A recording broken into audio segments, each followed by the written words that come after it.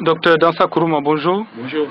L'opposition menace de descendre dans la rue pour justement dénoncer ce qu'elle appelle violation des accords du 20 août dernier par rapport justement à la tenue des communales au premier trimestre de 2016 au plus tard le 30 juin.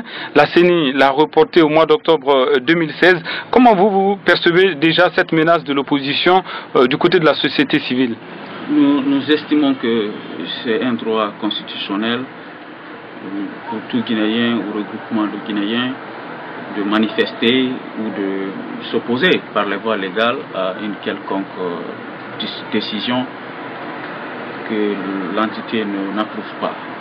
Mais qu'à cela ne tienne, la liberté des uns s'arrête où commence celle des autres. On doit tenir compte aussi aujourd'hui de la prédisposition de la population à encore recourir à la rue pour faire respecter un certain nombre de choses qui sont naturellement les droits de ces partis. Donc ceci m'amène à dire qu'au jour d'aujourd'hui, l'heure n'est pas à descendre à la rue. Il faut avoir confiance au comité de suivi qui est composé de représentants de l'opposition de la mouvance avec la communauté internationale et la société civile siégeant en qualité d'observateur. Donc c'est ce comité qui a aujourd'hui la légitimité de se prononcer sur le chronogramme que la CENI a proposé, étant entendu que c'est à la CENI que revient la responsabilité de proposer un chronogramme pour les élections. Même si dans l'esprit des accords, c'est le 30 juin qui était prévu, mais en tenant compte des éléments qui sont sous la main, ces éléments-là sont dus essentiellement au manque de responsabilité de certaines parties qui n'ont pas pu, quand je dis parti, ce n'est pas parti politique, mais certaines parties de l'accord qui n'ont pas pu faire leur travail avant l'annonce du chronogramme de la CENI. Donc j'appelle aujourd'hui la CENI et le ministère de l'administration du territoire à faire montre. C'est les deux institutions qui détiennent la clé aujourd'hui, n'est-ce pas, de la stabilité politique du pays.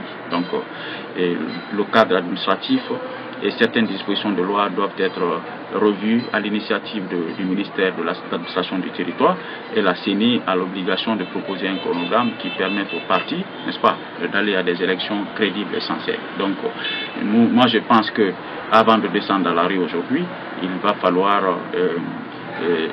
saisir, n'est-ce pas, le comité de suivi qui a la mission de veiller aux dispositions de l'accord. Alors justement, il ne faut pas occulter aussi le fait que nous sommes dans la fête, la journée des femmes. Du côté de la société civile guinéenne, quel est justement le rôle que vous jouez pour la représentativité justement de la couche féminine au sein de l'administration, mais aussi des autres instances de décision? Oui, ça c'est un travail qui a commencé depuis 10 ans. Et qui s'est répercuté sur la Constitution de 2010 qui prévoit un quota de 30% des femmes en ce qui concerne les mandats électifs. Cette disposition aussi ne doit pas laisser de côté les fonctions qui sont du pouvoir discrétionnaire du président de la République, qui doit tenir compte dans la composition du gouvernement de la représentativité des femmes. Mais je précise que le dernier gouvernement, même si le quota de 30% n'est pas respecté, mais il y a des postes importants qui sont confiés à des femmes. C'est déjà une avancée dans le respect de cette parité, que le ministère de l'économie et des finances soit confié à une femme. Un ministère comme le plan et la coopération internationale, je n'en sais où encore, c'est des avancées. Des affaires étrangères. Des affaires étrangères, c'est des postes de souveraineté, et les confier aux femmes, ça rentre un peu dans le respect de cet engagement moral.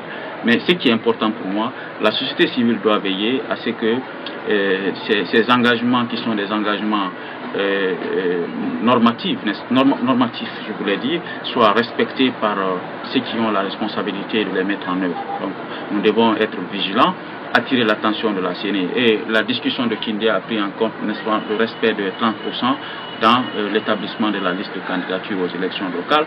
Ça ne concerne pas seulement les partis politiques, même les listes indépendantes doivent tenir compte de ce quota de 30%.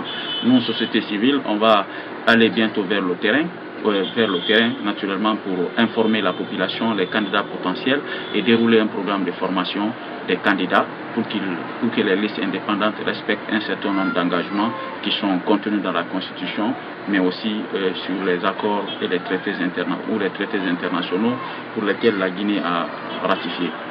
Docteur Dansa Kourouma, merci d'avoir répondu à nos questions. C'est à moi de vous remercier.